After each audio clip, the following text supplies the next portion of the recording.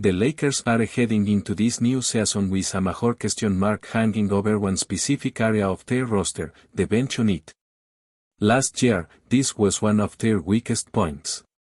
Statistically, they ranked among the bottom 5 benches in the entire league, and even though the total scoring numbers weren't terrible at first glance, the point differential told a very different story. At -7.2, the Lakers' bench wasn't just underwhelming, it was actively hurting them in games. Sure, there were bright spots here and there. D'Angelo Russell came off the bench in stretches and gave them a scoring punch. Rui Hachimura at moments too. But in terms of consistent production and reliability, the bench was disappointing throughout the course of the season.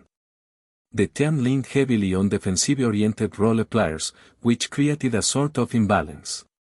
It was clear that the starters had to carry not just the scoring load but often the momentum and energy of the game. Looking ahead, not much seems to have changed in terms of structure. Once again, the starting lineup is loaded defensively, potentially one of the most dangerous starting fives in the entire league. Between LAKERS, Austin Reaves, Rui Hachimura, LeBron James, and DeAndre Ayton, there is no shortage of firepower. But when you look at the bench, it becomes obvious that a lot of the defensive identity is stuck there. Guys like Jared Vanderbilt and Gabe Vincent are anchors on that side of the ball, but offensively? That's where the concern still lingers. The big question now is simply, will this Lakers bench be balanced enough to keep them competitive in key stretches? They don't need to be the best second unit in the NBA, nobody's asking them to match San Antonio's bench scoring, which last season averaged over 44 points a game, but they don't need to be serviceable. They need to be dependable. Somewhere around league average would already represent a massive improvement. And that improvement might come down to a few key additions and rotations. One of the more intriguing new faces is KARL-ANTHONY. This is a guy who has the potential to help the Lakers significantly on the offensive end. He brings efficiency, the ability to space the floor, and a scoring instinct that was missing from last year's group. Depending on how the rotation shakes out, especially with the Marcus Smart situation, Rui Hachimura could end up coming off the bench as well. If that happens, suddenly you've got Rui and LaRavia as potential scoring threats of the pin, and that's a massive step forward from last season. Let's not forget Jackson Hayes either. Last season, he split team between starting and coming off the bench largely because of the shifting availability of Anthony Davis. But with Ayton in the fold and a more stable rotation projected, Hayes is likely going to settle into a consistent bench role. He's the kind of player who can quietly give you 8 to 10 points per night, protect the rim, and run the floor with energy. That's the kind of production you need from your backup big. Then there's Gabe Vincent, who began to find his rhythm toward the talent of last season. He struggled early on, no question about it, but he began to look more comfortable, more in sync. Now, with a full training camp and a complete off-season under his belt, he could very well be ready to take a leap. Defensively, he's always been solid. But if he can rediscover the shot-making ability that made him a standout in Miami, that's a huge boost. Of course, questions remain. Jared Vanderbilt is a wild card. He's looked sharp in workouts and open gym settings during the summer, but it's always tough to gauge how that will translate once the real games begin. Anybody can shoot the lights out in an open gym. The real test is when a 6'8" defender is closing out on you in a high-stakes game. Still, the effort is there, and if Vanderbilt can improve even marginally on the offensive end, it gives the Lakers even more flexibility. When we look at how the rotation could actually shake out, assuming the starters are LAKERS, Austin Reaves, Rui Hachimura, LeBron James, and DeAndre Ayton, then the bench rotation likely consists of Gabe Vincent, Marcus Smart, KARL-ANTHONY, Jared Vanderbilt, and Jackson Hayes. But this is where things get interesting. There are additional pieces that could factor in depending on matchup, injuries, or just hot hands. Dalton Netsch is one of those guys. is a microwave scorer who can drop 30 on any given night. There is also Maxi Kleber, who provides floor spacing and veteran stability. Adetokunbo Taylor is another name to watch, and might not be known for offense, but defensively, is already viewed as a guy who can make an impact from day one. And yes, Bronny James is in the mix too. Is not going to be leaned on heavily, but he brings hustle, defense, and playmaking instincts that could earn him meaningful minutes if he proves himself early. But again, the Rui Hachimura situation could be pivotal. If Marcus Smart indeed cracks the starting lineup, Rui might be the one who slides to the bench, and honestly, that could be a blessing in disguise. He could become the focal point of the second unit offense. Rui is already averaging around 17 points per game in a more complementary role. If you give him more touches, if you design plus with him in mind, if he's operating against other second units, he could easily bump that up to 16 or 17 points a night. There is even a pass for him to be a legit sixth man of the year candidate if he's put in that kind of role consistently. The issue last year was that Rui often seemed to float within the offense, not really being involved enough. If the Lakers are intentional about maximizing his talents off the bench, that could be a game changer. Now, will they actually do that? That's another story. Because while Rui might be a strong candidate for that role, there is a business side to this too. There has been chatter that the Lakers might not be interested in extending him long-term. If that's true, they might not prioritize keeping him happy in terms of minutes or role. Meanwhile, all signs point to Austin Reaves being a cornerstone of this franchise alongside LAKERS moving forward. The reports suggest the Lakers are prepared to offer him a long-term deal north of $70 million per year. That tells you everything you need to know about where he stands with the front office. So it's unlikely they move Reaves to the bench. Even in situations where it might make sense strategically, teams often prioritize their investments, and right now, Reaves is one of them. But Rui? If it's not part of the long-term plan, the Lakers might see no issue in asking him to come off the bench. It's all about maximizing team performance, even if that means bruising some egos along the way. And again, that could work out for both sides. Rui gets to dominate second units, boost his own value, and the Lakers get a stronger bench. There is so much versatility here, and that's the beauty of this roster. You can run a second unit of Reaves, Vanderbilt, LaRavia, Rui, and Ayes, plenty of defense, shooting, and scoring versatility. Or you can switch it up and go with Gabe Vincent, Marcus Smart, Nech, Kleber, and Taylor if you want a more defensive, energy-based lineup. The options are there. It's going to come down to how creative the coaching staff is willing to get. What's clear, though, is that this version of the Lakers has far more tools to work with. The bench might not be elite, but it don't have to be. It just has to be good enough. And with the kind of offensive production expected from the starting five, which honestly could be the highest scoring unit in the league this year, you don't need the bench to give you 45 every night. If they can provide 28 to 35 solid points per game while holding their own defensively, that's a win. You can work with that. And maybe most importantly, the chemistry looks promising. Jackson Hayes developed a real connection with Reaves toward the end of last year. They began to find a rhythm together in pick and rolls, fast breaks, and transition. If that continues, it gives the bench a solid two-man game to fall back on when the offense stalls. Hayes is a guy who benefits greatly from playing with smart, patient guards, and Reaves fits that mold perfectly. You can already see flashes of what that chemistry could evolve into. If the Lakers are truly going to take that next step as contenders, it's going to come down to more than just the firepower in the starting lineup. The real separation between playoff hopefuls and championship-level teams is depth, consistent, versatile depth, and this year, Los Angeles might finally have the right ingredients cooking in that department. Now, that don't mean there won't be growing pains.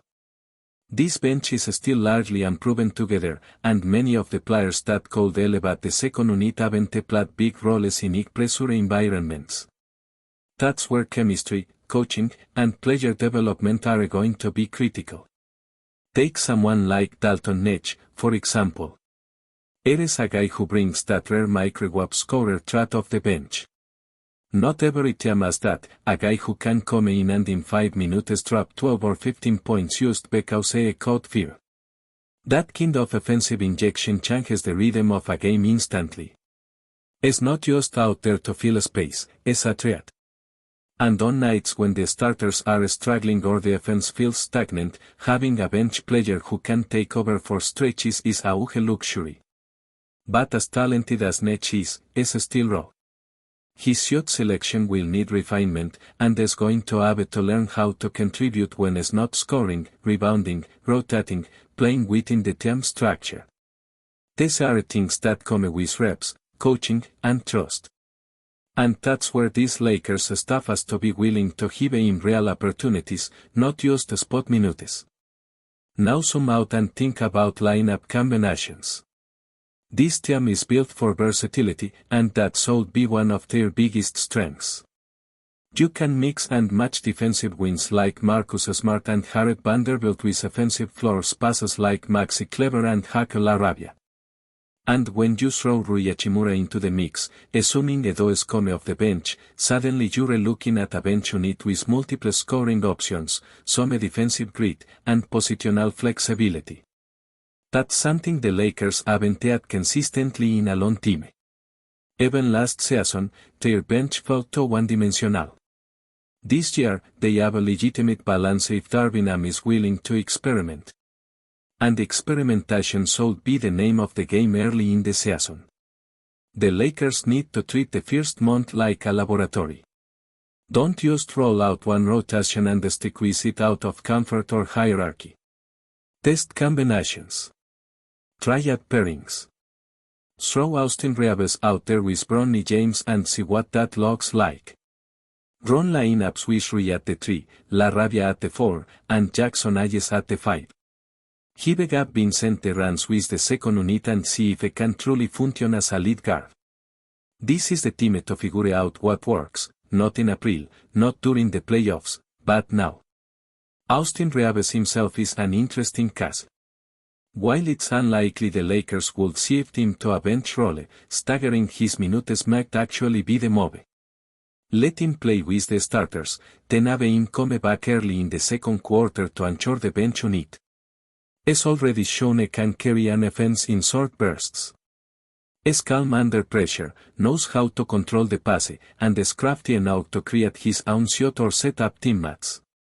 Playing Reeves with guys like Netsch, Hayes, and LaRavia could allow those players to grow faster under his leadership while also keeping some continuity on the floor when the starters rest. Plus, Reeves works well in two-man actions. We've seen him connect with Hayes, and giving him a stretch forward like Kleber or a shot-creating wing like LaRavia could unlock even more. Let's talk about Jackson Hayes for a moment. He's one of the more underrated pieces in this entire equation. He runs the floor extremely well, gives you vertical passing as a lob threat, and holds his own defensively when engaged. But what's most exciting is that he seems to have built some on-court chemistry with both Reeves and even Luka Doncic in short stints. Hayes don't need a ton of touches to be effective. He's a play finisher, and if he's able to consistently roll hard to the rim, block a few shots, and rebound with energy, then he becomes one of those glue guys that championship benches aren't made of. There is also the matter of development. Hayes is still young, and this is a golden opportunity for him to carve out a long-term role in the league. He's never had this kind of consistent structure around him, and playing next to Iggy guys could help take his game to another level. And finally, the intangibles. Championship teams often have bench units that are not just talented, but hungry. Guys who bring energy every single night. Who cheer from the sidelines. Who stay ready. Who are willing to sacrifice minutes one game and then step up with confidence the next. That's a culture thing. That's what separates the depth playoff teams from the rest. And that's something this Lakers team will have to build over time. The foundation is there, now it's about execution. The bottom line is this, the Lakers bench has the pieces. They have scoring in Nech and LaRavia. They have a veteran savvy in Smart and Clever. They have a rim protection in Ayes. They have defenders in Vanderbilt and Taylor. They have a developmental upside in Bronny and Castleton. And if Rui Hachimura is brought into that second unit, it'll get supercharged. The challenge will be unlocking that potential, game by game, lineup by lineup, decision by decision. And if they do, the Lakers won't just be top heavy. They'll be dangerous from top to bottom. Before we continue, we ask that you leave a like and subscribe to the channel so you won't miss any exclusive Lakers updates. Moving on. KARL-ANTHONY Towns, rumored arrival at the Los Angeles Lakers has sent shockwaves through the NBA community, igniting endless speculation about the team's ambitions and reshaping expectations for the upcoming season. Sources close to the organization hint at a celebration-like reception for Towns, reflecting the ecstasies and excitement surrounding his potential signing. The Lakers, long known for their pursuit of marquee talents, appear ready to pivot toward a new era defined by this blockbuster acquisition. Fans and insiders alike are buzzing with theories about how Towns' unique combination of size, shooting, and playmaking could transform the Lakers' offensive schemes, potentially allowing LeBron James and Anthony Davis to operate in unprecedented ways. Analysts are already dissecting every possible lineup, imagining a front court that could dominate both ends of the floor while simultaneously attracting global attention. The timing of this potential move, amid a turbulent free agency landscape, adds an extra layer of intrigue, with whispers suggesting the Lakers might be orchestrating an even larger shake-up behind the scenes. While no official confirmation has been made, the mere rumor of Towns joining Los Angeles has energized social media, with fans speculating about jersey sales, ticket demand, and the overall market impact. The air in Lakers circles is reportedly charged with excitement, hinting at celebrations reminiscent of championship-level signings of the past.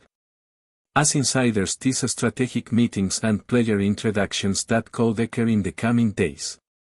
Word of Towns' approach to Los Angeles has also sparked an intense debate among commentators regarding the team's long-term strategy. Some experts argue that pairing Towns with LeBron James and Anthony Davis could finally give the Lakers a dominant presence in the paint while stretching defenses with perimeter shooting, creating an almost unguardable offensive threat. Others caution that the chemistry risks are significant, highlighting Towns' need to adapt to a new system and the Lakers' history of fluctuating roster stability.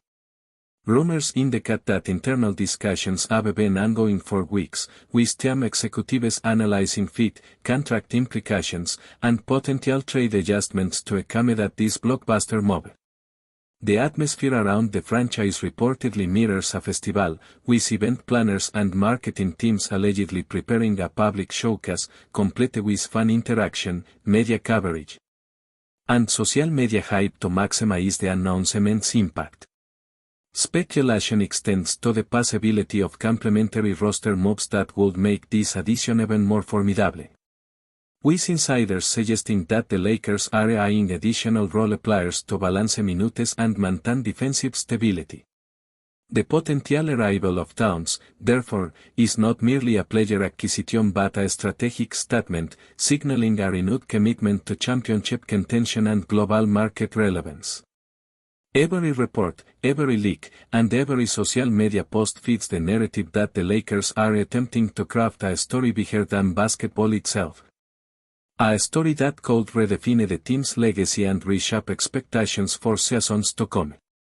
Fans, meanwhile, have taken to online forums and social media platforms to speculate endlessly on the possibilities, ranging from hypothetical opening night lineups to playoff matchups that could finally return the Lakers to dominance. Merchandise rumors have also circulated, with jersey sales and limited edition memorabilia already hinted at in marketing leaks, suggesting that the franchise anticipates unprecedented fan engagement if the deal materializes. The chatter is not limited to speculation. Insiders allege that the Lakers have initiated preliminary media strategies, including teaser campaigns and celebratory events designed to galvanize the fanbase and capture global attention. Analysts dissecting Towns' potential impact highlight his versatile skill set, noting that his ability to stretch the floor, protect the rim, and facilitate from the post could provide the Lakers with new dimensions offensively and defensively. Strategic thinkers in the organization reportedly envision a team that can compete across multiple configurations, with Towns' presence opening opportunities for unconventional rotations and matchup exploitation.